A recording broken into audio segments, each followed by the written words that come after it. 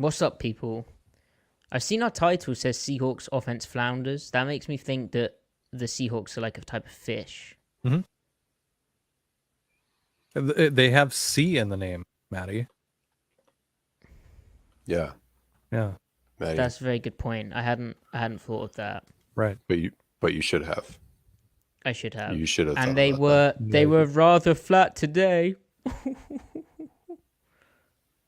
Because flounders are flat fish, right? Didn't land. Oh, okay. Didn't land. Oh, okay. Yeah, it didn't land. It didn't land because it's not like fun with two idiots. Like, yeah. It didn't land because we're you know talking what? about the sea, Maddie. Right. I'm sorry. I'm lashing out, and I shouldn't. Yeah. Yeah. What's wrong with you? Yeah. Apologize. Okay? Maddie, I'm not. Okay? Doing all right, pal? Well, buddy? you know the hat I'm wearing. Do you know what happened to West Virginia? You're acting kind of crazy right now. No, did they lose? On a Hail Mary. After scoring with like 15 seconds left. It's been a rough day for West Virginia. Rough weekend. Well, weekend, yeah. Jombo asks curious if you guys ever attend games or if you prefer watching from home. I know Matty made the Munich game, but do non-Seahawk London games have appeal? Ty? I've never been to a Seattle Seahawks game in my entire life. Disgusting. Nor a football game in general. I haven't been since 2015, 2014.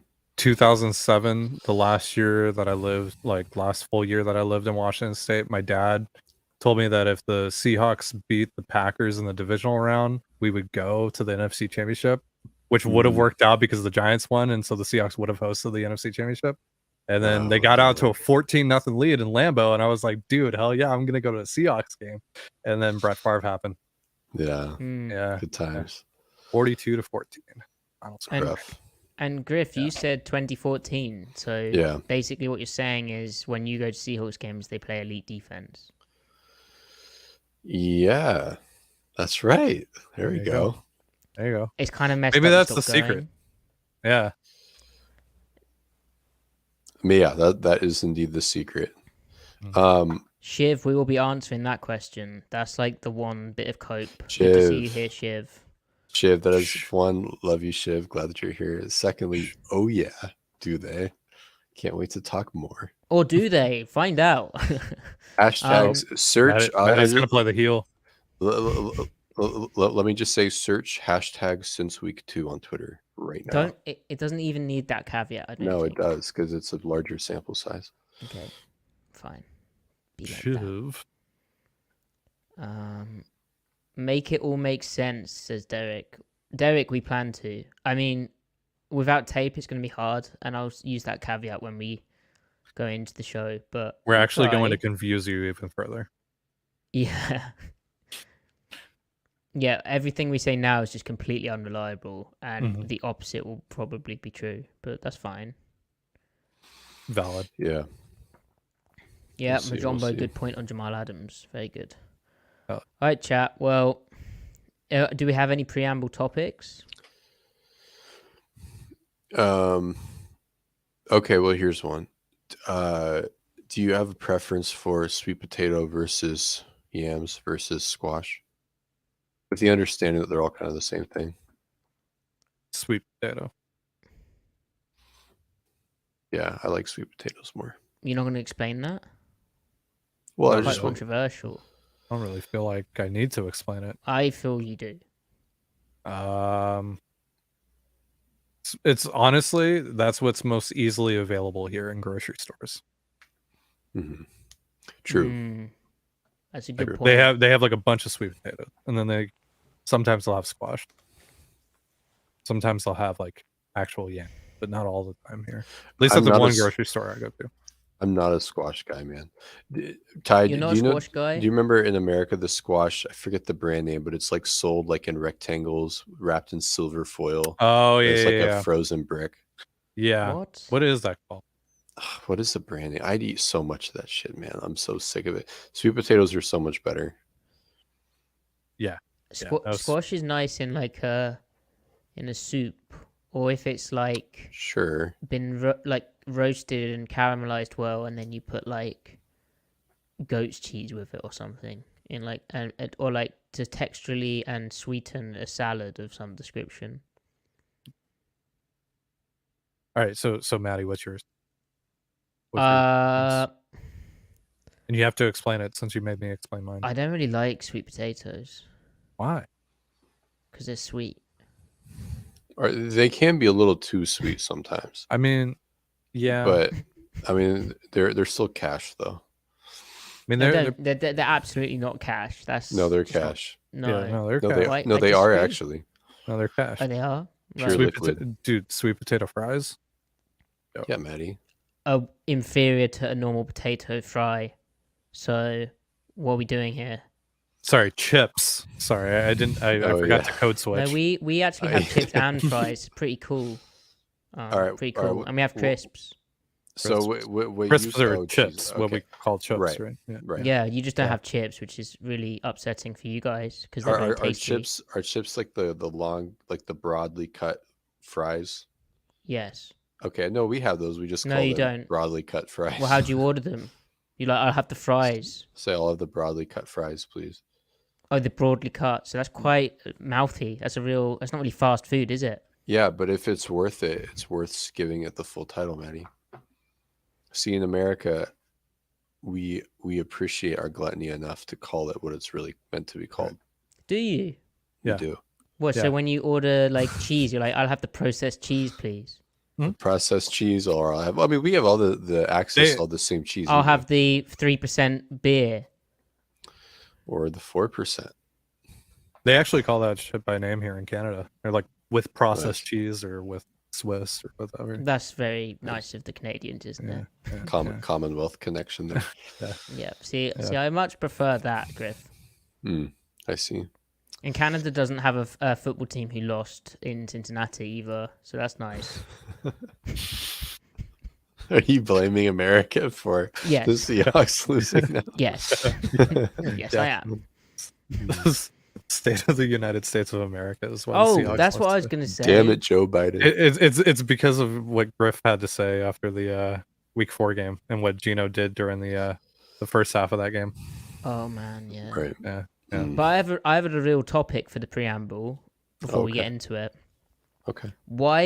Explain contour to me, because I was reading like a press conference transcript. It's talking about coverage contours. Why is contour still got a U in it, America?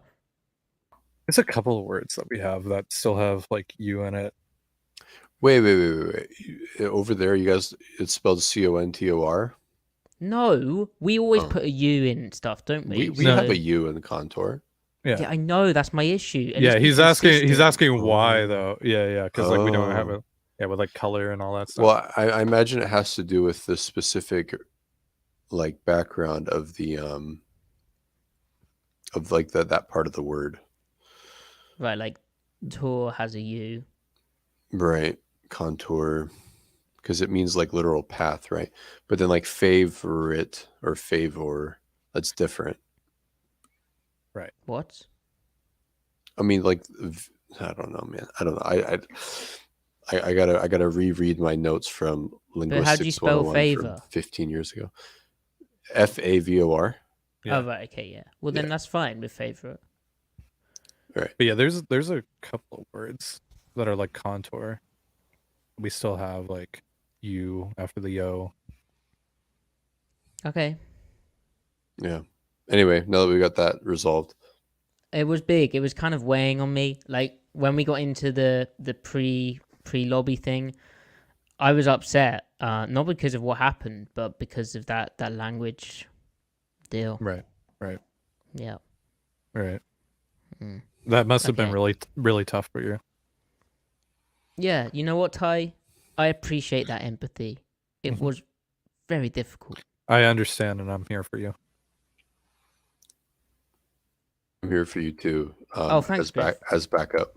That was timely. Thank you. Yeah. Maddie, you look a bit upset. I'm fine. I'm fine. So, You did know what? something happen today? How's you down, buddy? You know what? Should we talk about it? Yeah, Let's talk- let's segue. Hit it, Maddie. I'm hitting it.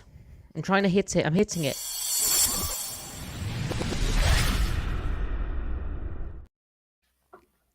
Well, unfortunately, the Seattle Seahawks have lost their 5th game of the season. They're now 3-2. Their trip to Cincinnati ended in a 17-13 defeat. And really, it's a very frustrating defeat because it felt like a game that Seattle should win. Let's just get straight into it. Why does it feel like a game they should win? Well, Geno Smith had 323 passing yards. The ground game, 3.5 yards per carry, but it was there mostly when they needed it. And the defense basically shut out the Cincinnati offense in the second half. And the Bengals' yard per play differential of minus 1.41 is the second worst in the league this season, and yet they still managed to win. And there's only 87 wins tracked in the 2023. Yeah. They also had the Seahawks had 3 possessions with first and goal in the second half, and they came away with just 3 points in total. Obviously, Geno Smith threw one of his picks on that sort of thing. In total, in the game, Seattle had 5 red zone trips and came away with just 10 points. Griff, naturally, when stuff like this happens, people start pointing the finger at the quarterback, especially on that interception, and we can talk about that specific play in more detail too. But, I mean, what's your overall takeaway of this? Because, honestly, they had the chances. They got into the red zone. They just didn't come away with points at all. Not even touchdowns, just points at all would have probably done it. But ultimately, it's an very unfortunate settling of the dust of the same things that it's been going on the whole season. It's I mean, they're really the same offense they've been through 5 games. They have the exact same strengths and the exact same weaknesses, and then the results is just kind of a product of how the variance swings. They move the ball really well on early downs, especially passing. Not running, not so much actually. It kind of started off good, the running did, but then the Bengals adjusted, and that was kind of part of their problem. Third downs remain an issue, like obvious pass situations remain an issue, and then the red zone remains an issue. And really, the red zone issues are third down issues just occurring inside 20 yards is what that really is, I think. There's a lot to unpack there. I do think that, I mean, Geno needed to be sharper here and there, I think, but he also was the primary reason they were moving the ball and getting in scoring position frequently. I mean, as far as the interceptions go, we should get that out of the way. The first one, I don't think was a bad decision. He just threw it low. When he decided to throw the wheel route to Jackson, that's about where the proximity of the defender is to when you let that thing go. I think he just threw it too low. I don't know why he threw it that low, given the defender was playing kind of low and inside. Well, I think he maybe underestimated or overestimated Jackson's speed. Jackson also opens up to it and breaks his stride early. And I think he was trying to drop it right over the bucket, over the shoulder. And I think the combination, it was just, I don't think he shouldn't have not thrown it per se. I think he just should have thrown it higher or went on to Colby in the flat. As far as the second one goes, it's clearly just miscommunication with him and DK. I mean, there's just DK stopped running his route. I'm going to assume, like, it doesn't make sense for DK to run the route he was running, and that, given the concept, he clearly needed to be a dig route. So that's just a huge blunder from DK, and that was after they hit a couple of plays and were kind of on a roll on that drive. As far as the sacks go, I mean, ultimately, not to give like the classic answer, but we need to see the tape. I did not see a quarterback taking sacks because he's being oversensitive to pressure and he's, like clutching up and turning parallel, his shoulders parallel to the line of scrimmage. I see him trying to go through his reads, keeping his shoulder perpendicular and moving up through the pocket or sliding through the pocket, and the pressure coming fast. And I think also guys weren't getting open in those instances. Now, there were some instances where there weren't sacks and he missed a guy.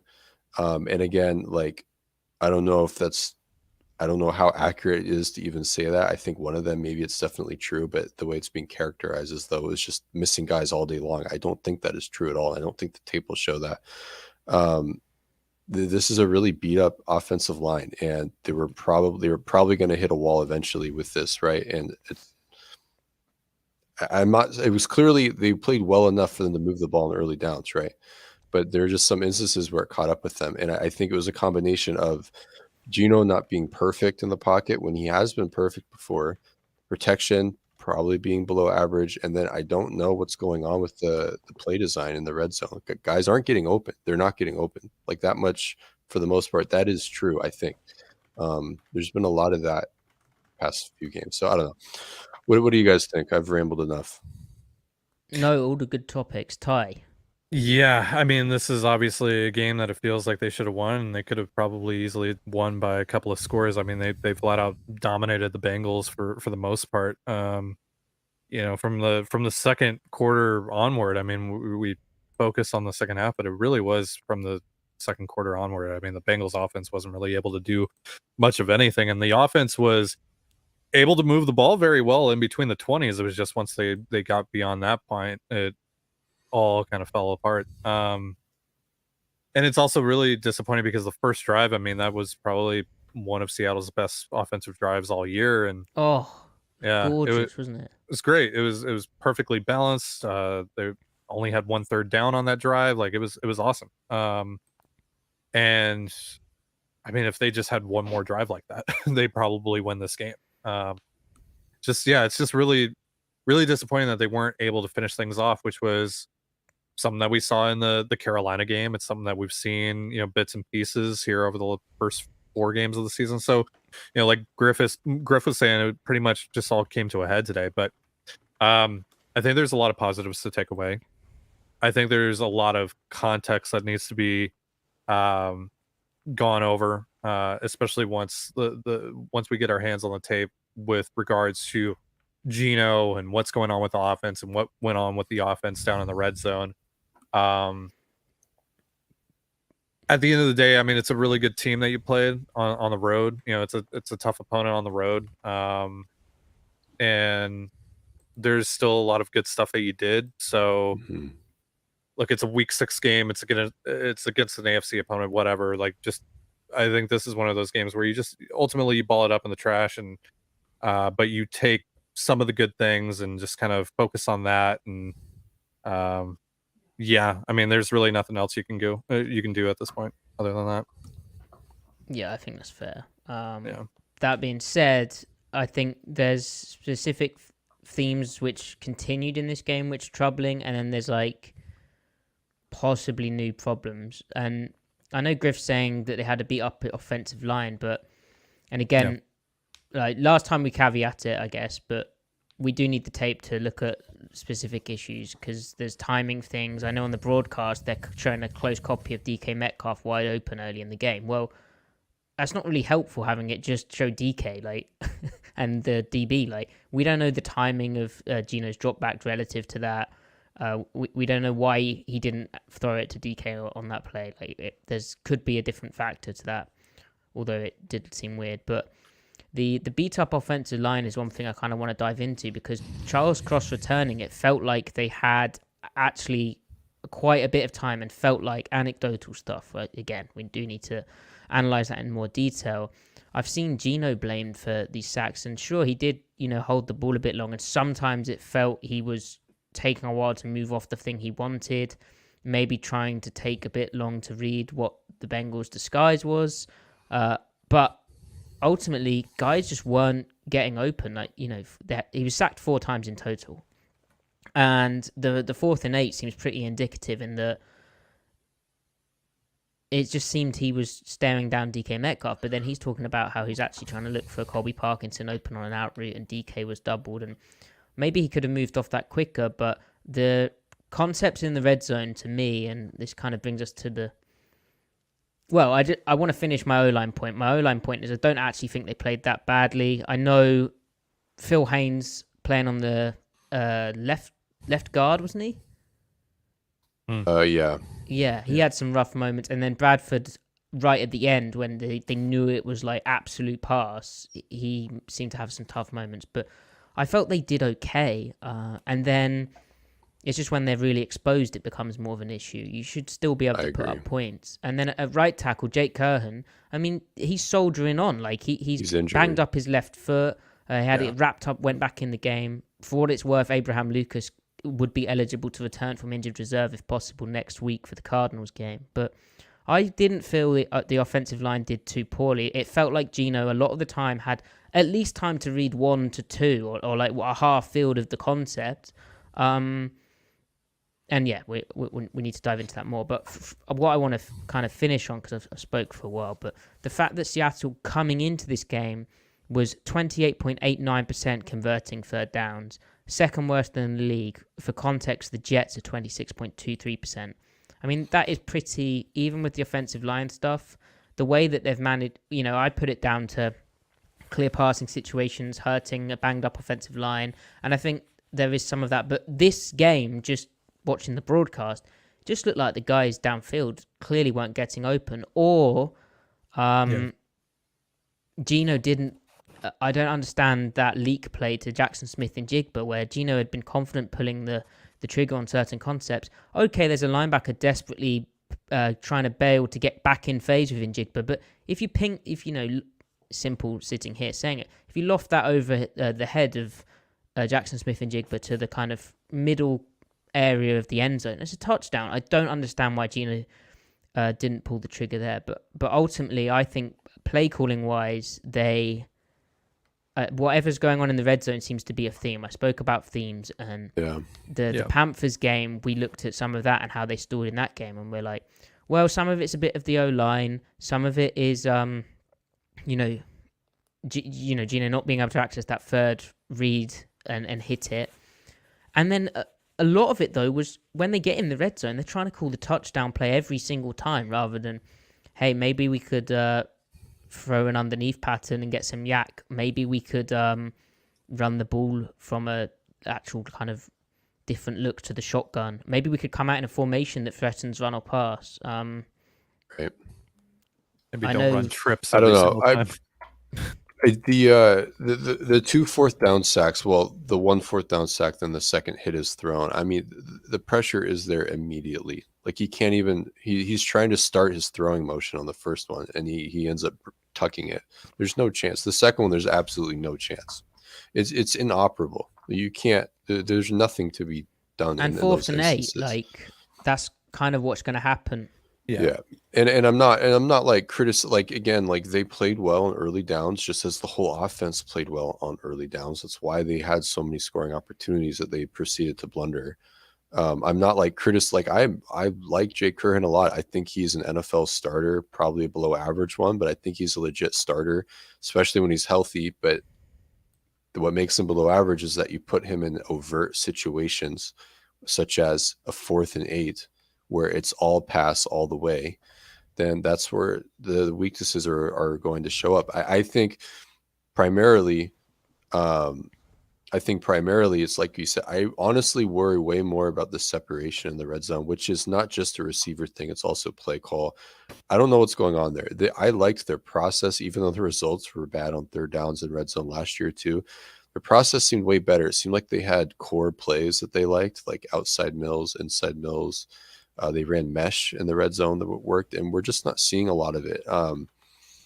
Again, I feel like the tape will be really telling, but you say that, Griff, but in terms of Seattle coming into this year, we spoke about how where the offense really needed to improve was on third down, right? And then in the red zone, like converting more opportunities. So, and I know there's a lot of stuff which goes into that, but keeping it fairly broad, it's a bit disappointing that, and I know Pete Carroll is the most disappointed about this because they emphasized it in the offseason, improving on third downs. They've really tried to get good at it, and right now they look bad. One thing I wonder, penalties too are the other hidden thing here. I don't remember too many in those like third down situations. Well, like a penalty on first or second down is just pushing the chains back. It's like a systemic thing. And funny enough, Seattle actually on third down went 5 of 12 this game. But it was that that was red that was zone. all running though, right? For the most Yeah, I part. think it was the shorter ones. Yeah. Although they had that nice strike to Jackson Smith and Jigba over the middle, didn't they? I think he got DK on one of them. Okay. But yeah, that 1 of 5 in the red zone is what killed them, and ultimately as well is why Pete Carroll stresses the importance of turnovers, because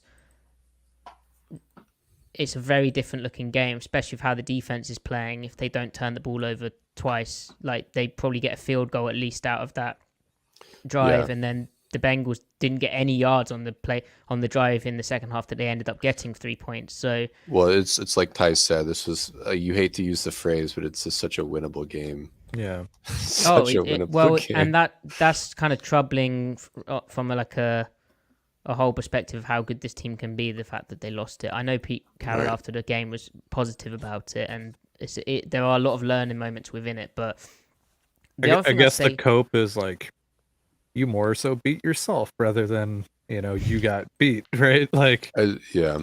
As far as how it impacts projecting it forward, I mean, if they hit a couple of field goals, it's really the same day in terms of process. But the win, the morale is higher. But as far as how that actually, that doesn't have any bearing on how likely they are to beat the Cardinals next week. Like if they hit a couple of field goals or don't, it's literally the same, like the chance of their prospects moving forward. So in that vein, I'm not discouraged about them moving forward at all, but I'm frustrated by what happened today. Yeah. Now the other factor I felt was I don't understand. Well, I do understand, but it seemed like the 12 personnel and multiple tight end usage went down. Coming into the game, they were running 12 personnel, the 6th highest amount in the league, and they're number 1 in EPA per play via that look, and it was helping them not just on first and second down and hiding tendencies in that way and staying kind of diverse, but it was also helping them with third down with chips and helping protection and also high tendencies, right? Now, maybe it's because Charles Cross is back and that kind of emboldened them to get off that, but that kind of weirded me out. That's another... I'd need to see the snap counts to see if that's actually the case, but I don't know if you guys agree that... No, it felt like a lot of shotgun 11 personnel today. Right? Yeah, well, and Ty, on that point, Ty, you had the same kind of thought as me on the up-tempo into so Lockett deep post, you're like, they're going to win here. Yeah. First and goal, 1st and 7, and then they go up tempo into that tie on 1st and 7. Yeah, they go hurry up. Yeah. I don't know why. Like, call the timeout. Like, Griff, do you have any thoughts on that? Well, I think that they clearly, with connecting that to all their second down runs, which might have been run checks, I think that out of 11 personnel, the way that the Bengals organized themselves, I think they thought they had a particular weakness against gun runs, and especially the fronts they play against 11 personnel spread.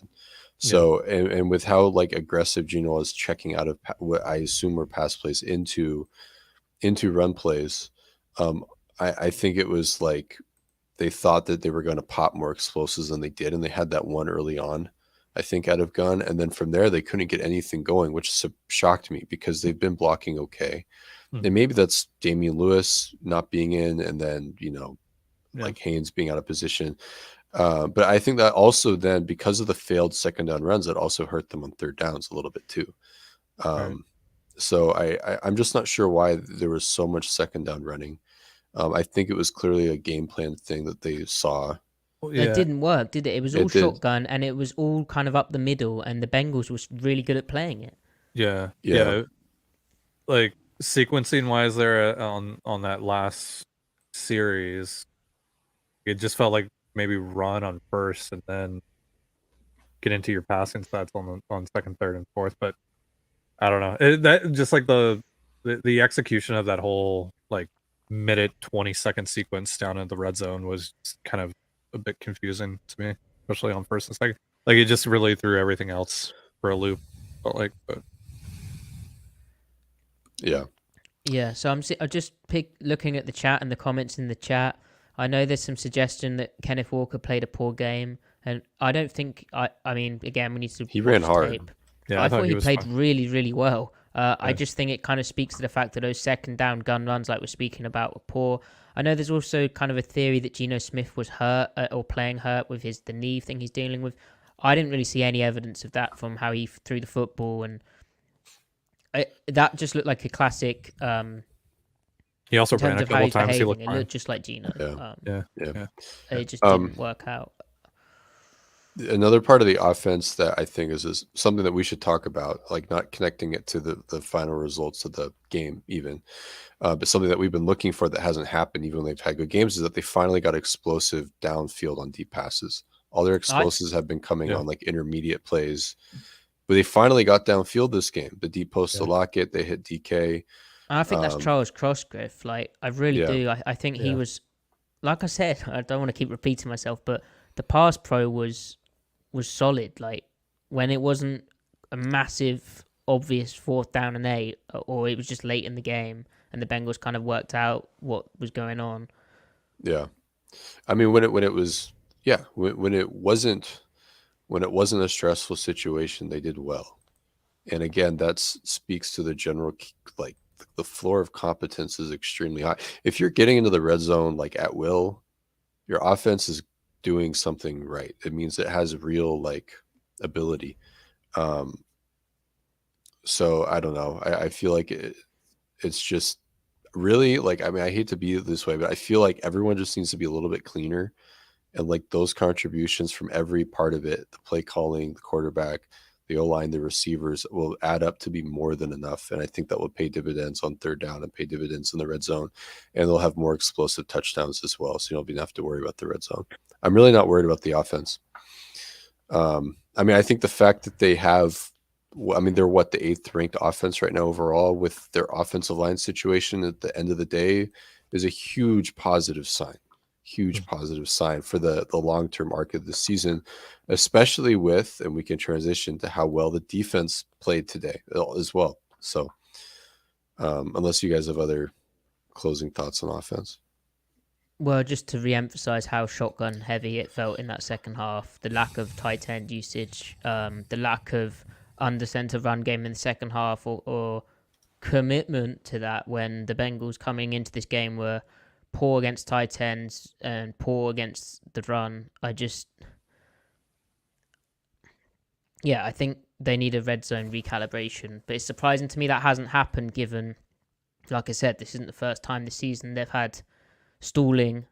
It's just they happen to get punished for it this game. Like the Giants game, they stalled, and you're like, oh, they don't have the offensive line, they don't have the starting line.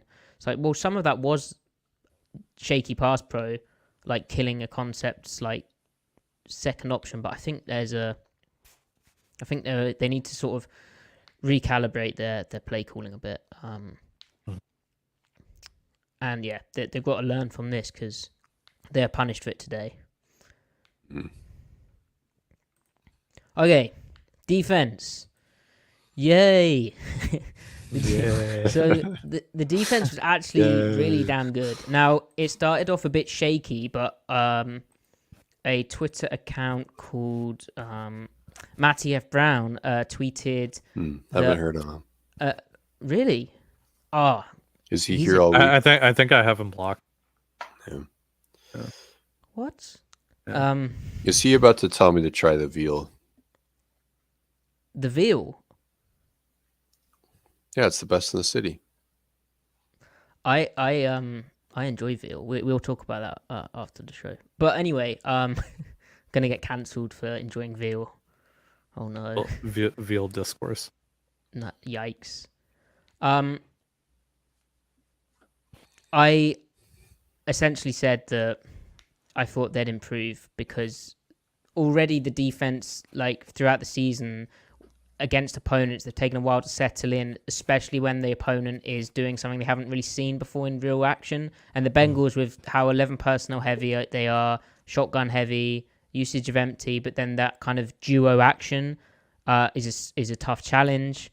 And they really did acclimatize. The signs from those first 2 drives are really promising. It was the check down, Seattle killing the check down, but receivers falling forward or just scooting around outside and getting pushed out of bounds.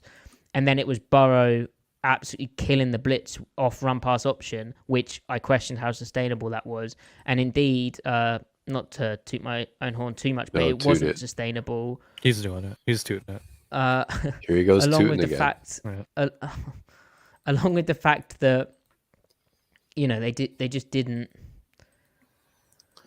Yeah, they did fine. They did really well in the second half, and I felt multiple players, Julian Love, Jamal Adams Love brought up the fact that they adjusted play calling a bit, and I think most of that was one, the Bengals seemed to go away from the run game a bit, and Griff, you can kind of speak to how the Bengals offense adapted, but two, I felt Seattle really mixed in bonus fire zones well, and kind of knew where the ball was going to when they showed a type of pressure, along with just their tackling got even better, and all of the positive signs that we've seen. They held Bengals running backs to 3.1 yards per carry, which is really impressive. Jamar Chase was held to 13 targets, 80 receiving yards, but 1 interception, no touchdowns.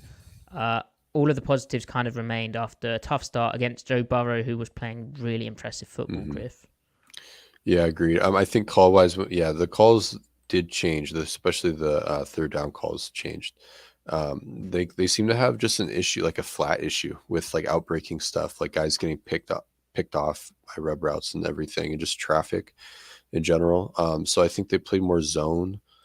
Then they also rotated to they played more zones so they could be more like evenly distributed, I think, for like the whole field really. And then they just squeezed the windows really well. I think they played good depth, but then also what allowed for that further to be effective is that they started rotating strong, like last week when we talked about on one of the tape review podcasts. So they were playing more like strong buzz rotation. So I think we saw Quandre Diggs come down. I think we saw Love come down a little bit. And that was kind of their problem area initially, I think. And they corrected it. And then also the defensive backs, I mean, they just they were being challenged. Like the Bengals were kind of running into the teeth of Woolen and Trey Brown and even Witherspoon a little bit. And they just turned on the Jets and they kind of answered the call. I think they corrected and they just outcompeted in the second half, I think was a huge part of it. And the pass rush gave them just enough in the second half. It wasn't overwhelming, but they finally just had a presence is how I see it. Like they just made themselves be felt. So kind of felt like the Lions game a little bit in that respect. Second half pass rush kind of turned it on. Burrow was sacked 3 times. And like there were no like huge blunders, right? Like no huge assignment errors, no big like structural problems, as we've been saying. It was really just isolation here and there, and that dried up in the second half too. So I think the tape will show that they just played really good, organized defense. Their talented players played like talented players who were confident, knew what they were doing. And then I'm really excited to see Clint Hurts, how his game plan adapted. He definitely did a lot with giving them one-on-ones in the pass rush department. I think was a huge piece of it too, especially in the second half. I think we saw more overload fronts. I'm curious to see all of what happened there, but and I don't think that it's necessarily a byproduct of Burrow's injury or whatever that he's dealing with right now, and just kind of the struggles that the Bengals offense have been going through for a little bit over the last few weeks. But I mean, like last week against Arizona, they were able to push the ball downfield. They had a lot of success. Like they were pretty much doing everything that they typically do. So I think this was just a good game plan, good execution by the Seahawks, and it's another positive. It's another feather to put in your cap here. Seahawks so as Shiv asked earlier, hashtag since week 2. That's right. Seahawks have the oh shoot, I had it up and that went away. Oh dear. Well, while you find that, Griff, in this game, 2 touchdowns on the first 2 drives, and then 6 consecutive stops. Impressive, and the field goal they gave up, they didn't give up any yards on that drive, as I think I've said on here. Right. So they fourth ranked defense since week 2. That's right. 4th ranked defense since week 2, baby.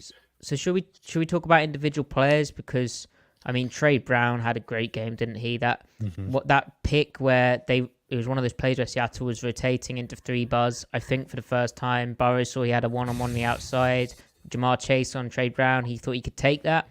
I mean, that is so tough. Like the way that ball's thrown, for Trey Brown to get his head around and sort of catch that football in his chest. And then what I loved is that he gave them another shot to go and win the game. The pass breakup he had with 1:53 left in the fourth quarter, where Burrow goes for T. Higgins, taller guy. Trey Brown hangs in there, breaks the pass up, and gets...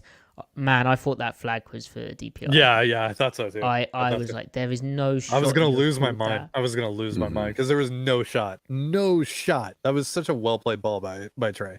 And yet it was offensive pass interference, and he just fought through it and got the pass break up too. Really, really good game for him. And I mean, Seattle just has so many options, Ty, because like Trey Brown played really well at left corner, but then do you want Witherspoon at left corner so Jamal Adams can play in the slot and Julian Love can play strong safety? It really does come to matchups like they envisioned. Yeah, and I mean, we saw Devin in the nickel quite a bit, and he was doing a bunch of different stuff. He was blitzing and all that, like he was in New York. And I mean, they have so many options, and I think that's what makes this defense so fun, or at least part of it. Like they're so dynamic, and I think like the more continuity that they build here over the next coming weeks is just going to be like I'm really excited to see what the final product of this defense looks like. And it kind of, I don't know how you guys feel, but it kind of changes my mind a little bit in terms of what their ceiling might be as a defense. But this game, just in terms of like what we've seen the last couple of weeks, and just the personnel that they have, and like again, once they build more continuity with one another, as long as everyone stays healthy, it's like it's really exciting what this defense could possibly become. Yeah, Yep. I mean the caveat, I suppose, and I'm all on board with getting excited about the defense, as people would know. But the thing is really that I felt, especially in that second half, with Cincinnati losing Orlando Brown as their left tackle, it felt like they were just going super quick game, try and get the ball out even quicker than they had been. And so I'm not sure how much drop back game we saw because of that. Like, I mean, it's harsh, but I think that wasn't the full Cincinnati quite, but it was pretty close. And yeah, like I said, even the touchdown plays they gave up, I thought they're playing really good defense. It's unfortunate they jumped off sides on the 4th and 2, and they had some issues with Burrow's cadence. Like, he was doing a really good job there. But yeah, I mean, Griff, you also are quite the optimist when it comes to defense in particular, but did you notice like a philosophical change when it comes to the Cincinnati offense, or it's hard to say, isn't it? I mean, they played a lot of cover 3. They want to be a cover 3 team because it benefits. I mean, the benefits of cover 3 is that it's easier to be situated for the run, snap in and snap out. You're more versatile against the run. And because you're more sound and versatile for the run, it also allows the defensive linemen to have more aggressive mindset when they do read pass. They can kind of, if you overcheat your pass key, it's not that hard to recover to your run assignment in a cover 3 boxed out or a gapped out system. What allows them to do that is that they got corners, and the corners were cornering. So they were cornering well out there. So generally speaking, I think like that's what they're trying to be. They play too high, and particularly like high pass situations, and they have complementary calls available to them, supplementary calls as well, to like just patch up the weak spots and to like play with expectation. You give a look, and then you take it out you rip out the what is that when you rip out the what am I saying, the rug out from tooth? underneath them. Oh. Well, maybe that too. You're always trying to yank a tooth out of the quarterback, but I'm just saying, like they have their core identity, they play well in it, and then they've got complementary calls to work off of that and to clean up issues. And I think that's something that Clint Hurt, I think, like people don't want to hear this, but Ken Norton Jr., I'm not talking about him in totality. He was very good and very pointed about having complementary calls that fix the issues of his base calls. So like his base calls had strengths and weaknesses. The weaknesses were what they were. His complementary calls were there to clean up those issues in certain contexts. I don't think Clint Hurt has quite found those yet, but I think he's starting to now. I'd 100% agree with that. Is what I'm trying to say. It really felt like that, especially just the way that they adjusted to each thing Cincinnati was doing. But Griff, what I was asking is, did you feel the Bengals offensively, did they go into the shell or become more of a quick game attack, or how Well, badly did the left tackle loss hurt them? Like, is this somewhat fake? so you're asking me if the Bengals had a philosophical Yeah, change? Okay, yeah. my bad. No, I mean No, that but what you that's that. talked about is good. I mean, Burrow's average depth of target can be quite low. Like Yeah. it's, but it was lower than it normally is. I mean, he wants to throw 5-step fades to Chase all day long. He wants to lob it up. He wants to throw it with the right timing, arc, touch, and that they weren't hitting it. Like they weren't hitting a lot of the isolation on the outside in And the he was second half checking at it all. down, right? Like he was having to check it He was down. checking it down, and then they were also doing a lot of quick game too, where it's a short route, short target, but not necessarily a check down. And I think they were testing, like, can we just find the weak spots? And they were initially, and then they stopped. The tackling was better. There was more constriction, and the second level. So like they're reading the play out well. Like they're reacting to what's the formation, what's the situation, what's the tendency, and that inform like just good spot dropping does that. You constrict windows better when you do that. So, One cool adjustment I think I saw was, that play where Bobby Wagner was the middle hook and he had to like run across the field and he just couldn't move, like, and it ended up almost getting to the corner. Luckily Brooks was there as well. And it was one of those plays where you're like, wow, Bobby really, the lateral movement is just yikes. One thing I think I saw and I need to watch, and that was a 2x2 play, I think, and I think 3x1 was where this happened, but seemed like Adams was being used more to look for that kind of crosser with Bobby just running to the high hole, which is something he could still do if he's just given that one assignment and has other people taking shallow stuff. So yeah, something I'm looking forward to watching back for. Ty, are you like a big believer in the defense? Yeah. I believe. Ty Okay. Gonzalez believes in the Seattle Seahawks defense, especially since week 2. I think that the run defense especially is incredibly sustainable. I still have my concerns a little bit about Bobby, but it seems like they've done a better job of masking his deficiencies over the last couple weeks. And the secondary, as long as it can stay healthy, I think just as long as those guys continue to build continuity with one another, like the sky's the limit for that unit. I really like the personnel that they have, and schematically, I mean, they're doing some really cool stuff right now. And we'll see. Like, there's obviously a lot of context here with the last few games, right? Panthers, are just kind of whatever. The Giants have really struggled this year. The Bengals have obviously not necessarily played like the Bengals, and Joe's obviously hurt, and they missed their left tackle for like half the game. All that, I get that, but we're seeing some really cool stuff out of this defense, and I think with the personnel that they have, the upside here, I think there's legitimate upside here, and I think that it's changed at least a little bit of my perspective in terms of what they can be as a defense, like their ceiling for being a defense. Like, I think that going into the season, I think like the ceiling was probably they were just going to be middle of the pack, but I feel like they could flirt with top 10 defense at this point. Like, so yeah, I'm a big believer in what we've seen though so far. I mean, it's crazy. Cincinnati only had 214 yards total. Yeah. And 4 yards per play. Very frustrating. We're not going to do the thing. Oh, Joe's off to a slow start. He looked great against the Cardinals. So yeah, he exactly. And they're he at looked home great the first too. 2 drives. He looked great this whole game. Every decision he made, every throw looked really good. Seattle just out executed down the. They corrected. They just adjusted to it. So yeah. Anyway. Well. Right. So go on, Griff. Sorry. No, no, you're fine. Go ahead. So, in terms of the landscape of this loss, immediately it becomes disappointing because around the league there were some surprising results.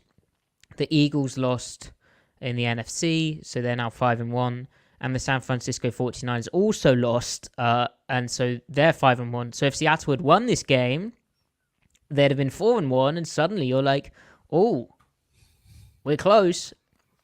We being the Seahawks. However, if you're being we positive, did it. We were on the field. that was us. Yeah, Yeah. we'd have We won. did it. We did it, Reddit. If I was the quarterback, I would have thrown the touchdown play. Yeah. But if you're being positive, Seattle still has to play the 49ers twice, which is terrifying, but the defense is playing well. And the fact they dropped a game, at least other people around them dropped a game too, even though the Rams did win against the Cardinals. And another noteworthy loss for Seattle, if they're looking kind of wild cardy, is that the Buccaneers lost to the Lions, because the Lions are obviously going to win that division, and the Bucs need to, I don't know. So positives, negatives. It was a tough loss, but would you rather lose like this? Would you rather watch Seattle lose like this, or would you rather watch them get blown out 40-0? Oh, this, because like at least the defense was good, and there's positives to take away from this. And I feel like, all right, obviously these issues that the offense dealt with today have been prevalent in this year and even last year, but they feel fixable, and they obviously have great personnel offensively, and there's some injuries and all that they're dealing with. Like I feel like the offense is going to get it together. The defense was kind of the big mystery, but it's been really good so far, and it did that again today against a good offense. Like, yeah, this 100 times out of 100.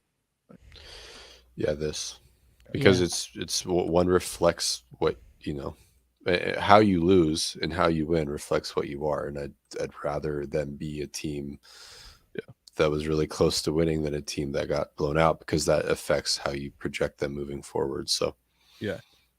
Is it stupid that I would feel better if Gino had actually thrown the ball on 4th and 8 rather than just getting sacked? Throw it where, man?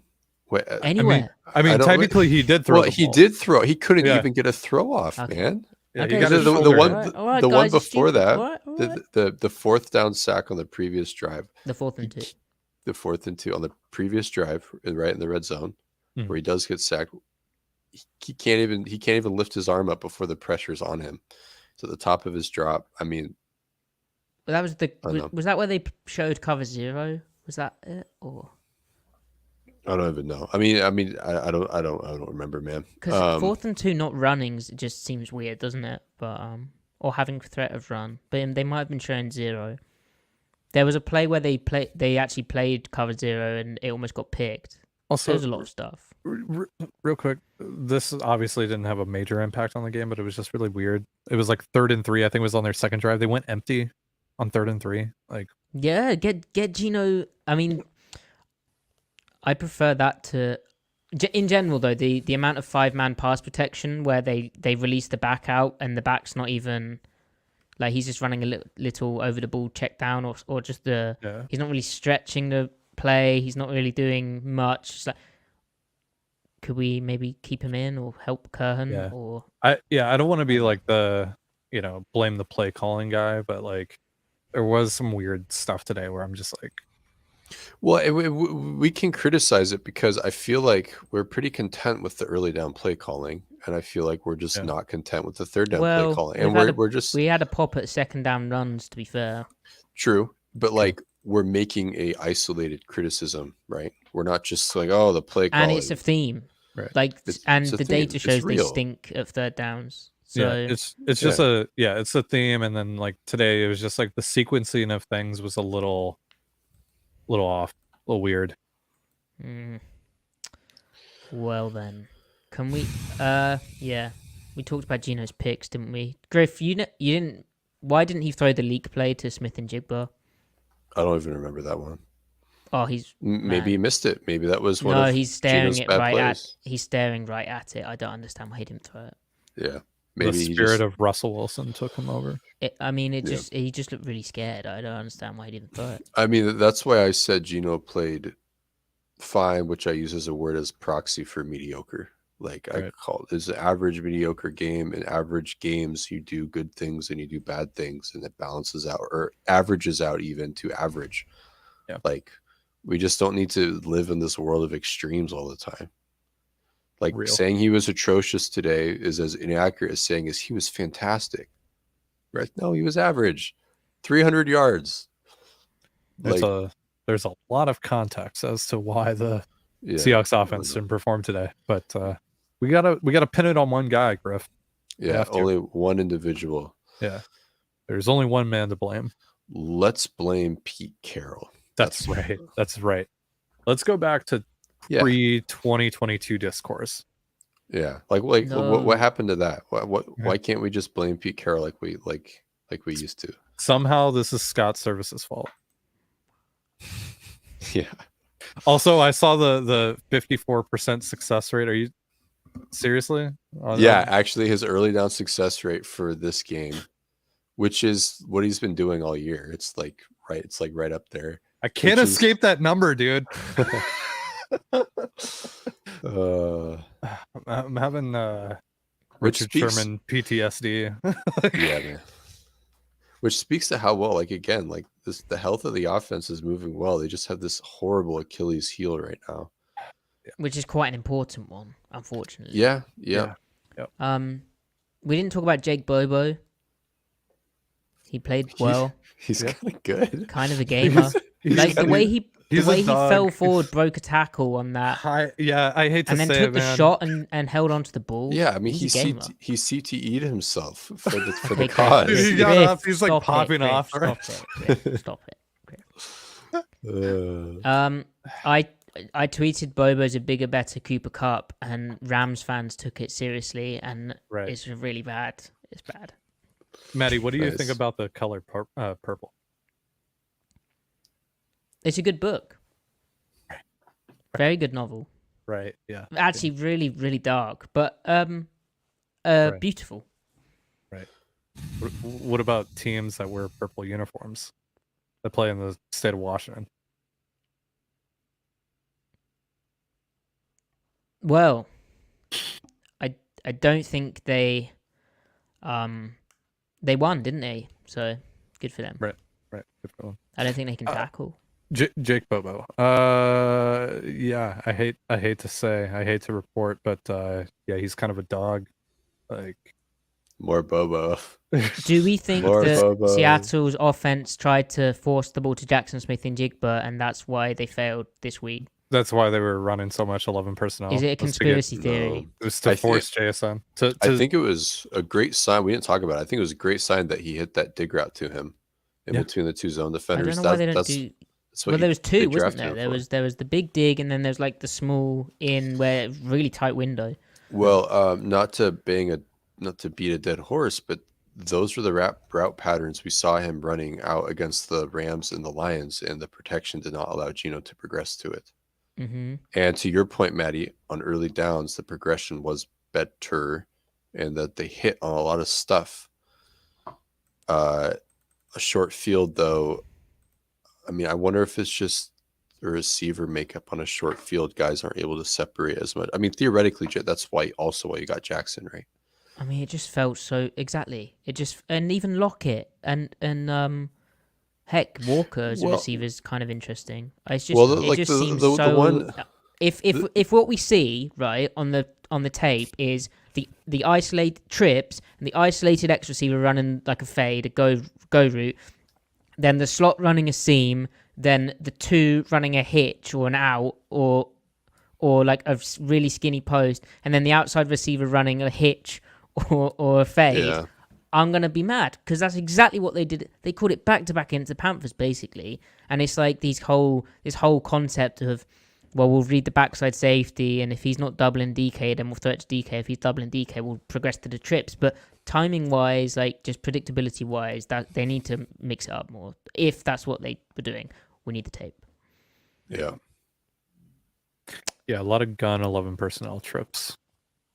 Very cool. Very cool. Love that. Yeah.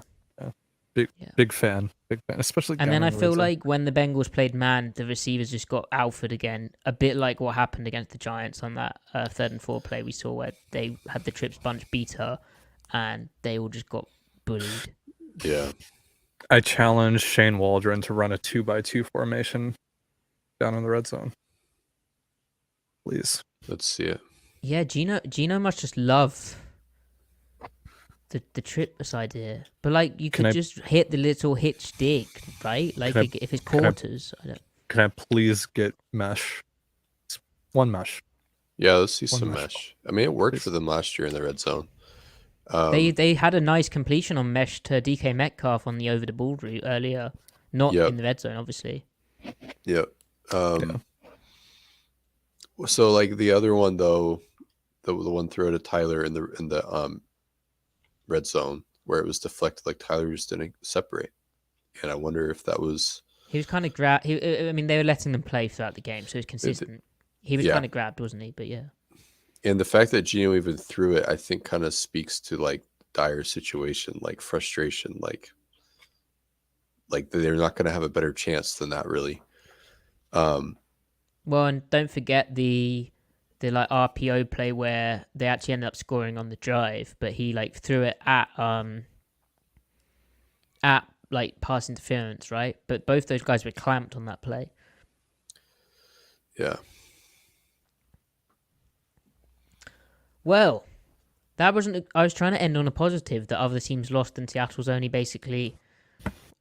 I mean, they're not one game behind. Again, the cope is you did not get beat. You beat yourself. You were very, very good enough to win this game, not only by one score, but maybe a couple of scores. So that's the cope. Defense is all the way back since week 2, 4th best defense in the league. They shut down Joe Burrow and company for number 3 one quarters run today. defense. Number 1 run defense. We're so back.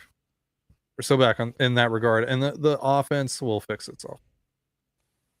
Yeah, even though it's like been going on for the whole season, and there were signs of it last season. It's gonna fix itself. They're gonna listen to the Seattle Overload podcast. Shane Waldron is going to. We haven't given them any solutions.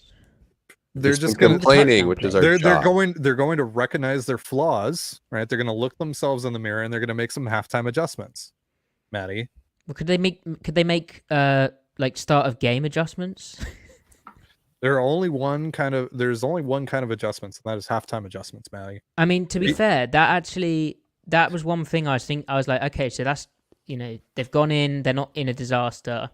Hopefully the defense can, because the Bengals got the ball at the half, right? So hopefully the defense can hold them, and they can adjust there, and then hopefully the offense can be like, hey, we're moving the ball, right? We've had some shot plays dialed up, which for whatever reason didn't go down the field.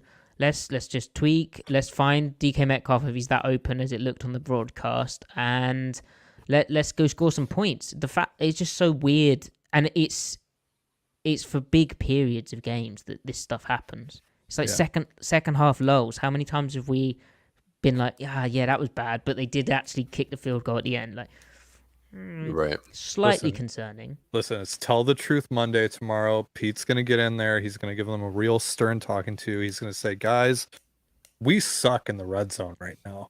Let's fix that. And then they're going to go, yeah. They'll be like, you're right. Yeah. If I'm telling the truth. Right, yeah. That's correct, coach. And then they're going to come up with some new plays that work in the red zone. They'll get the magic wand out.